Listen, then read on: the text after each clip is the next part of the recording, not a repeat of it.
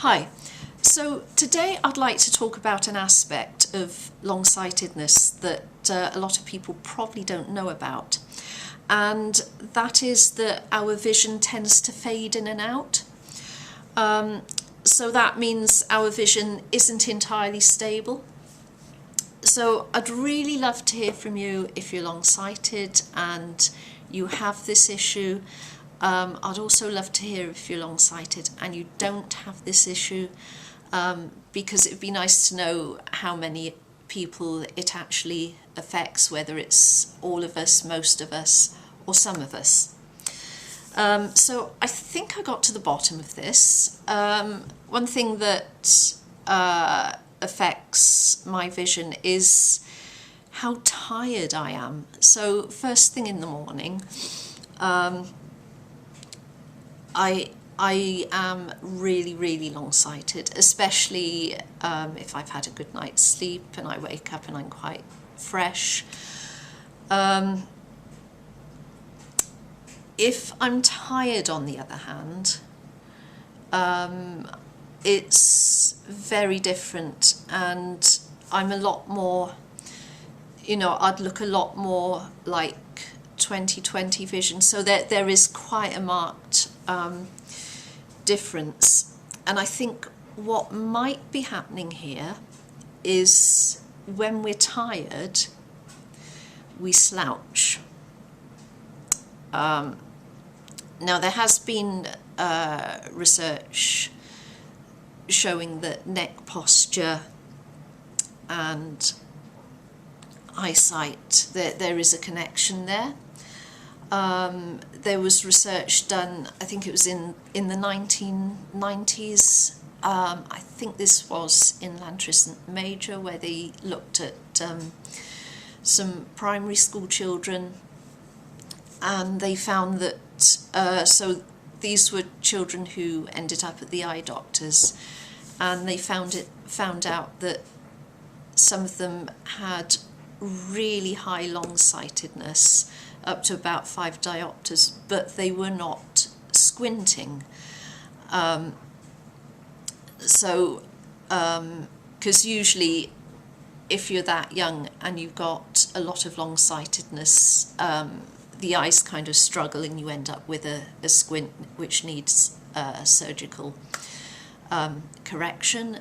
But these children weren't, and it wasn't immediately obvious that they were that long-sighted at all. But obviously they were showing up at the eye clinic because they were struggling with some of their schoolwork, not necessarily reading, but maybe writing or concentration. But one thing they found about these children was that they had this head forward posture. So it looked as if this was something they were doing to compensate and make themselves not quite so long-sighted. Now, in more recent years, there has been a correlation between neck posture and muscle problems, so people who need prisms, and also long-sightedness too. So they found out that there is correlation between your neck posture and how your eyes behave generally. So when we're tired, we slouch, our head comes forward, and I think this is possibly at the bottom of this. Now,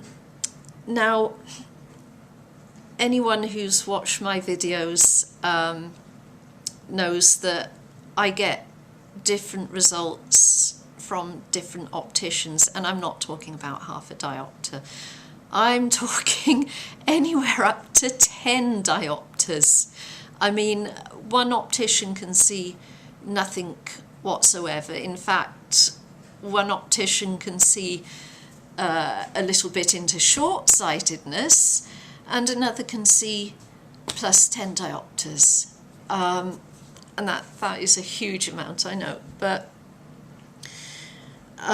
generally speaking, that might explain some of the differences that people get. And I was supposed to go to the opticians yesterday to see about getting bifocals. Now that I'm a student and I have to look at my books and then up at the whiteboard, it would just be so much handier than flipping glasses back and forth. And as it happened, I was really tired yesterday, so that would have been my opportunity to go and have a chat with the lady and just to see on the hop what my general prescription would have turned out that particular day when I was completely tired. Unfortunately, the lady wasn't well, so I didn't get to have that meeting, which was a shame, but I would really love to see another time.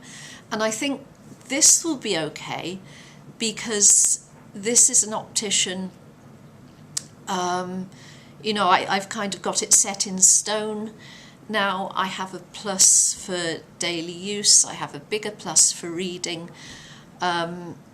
So if I turned up and had something, you know, markedly different, they'd be more likely, I think, to be a bit curious than to go, oh, well, there you are, you don't need glasses, which is what other opticians have done. Not all of them, but a lot of them. And there is this thing with the autorefractor. Now, I've spoken about the problems with autorefractor measurement, one of them being this head forward posture that can take, it can certainly lower your strength, so you could end up, you know, even being diagnosed or given glasses for minus when you really don't need them.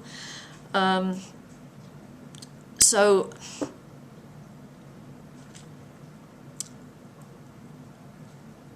I wonder if this is a thing not just for long-sighted people but for the general population, whether a lot of people are first unnecessarily having to wear glasses because they've used autorefractor measurements, and furthermore whether people are wearing stronger glasses than they need to, again because of autorefractor measurements. And given that in some countries you must have your eyes tested before you drive a car, this could lead to people being overprescribed to drive, and then if they're overprescribed, that could actually be just as unsafe as not being able to see well, because if your eyes are working harder to see, say to see here, because you'd think of this as really as overprescription on a minus or being long-sighted, you're working harder at close. In fact, you're actually working harder in all directions. So the danger here would be you'd actually have tunnel vision.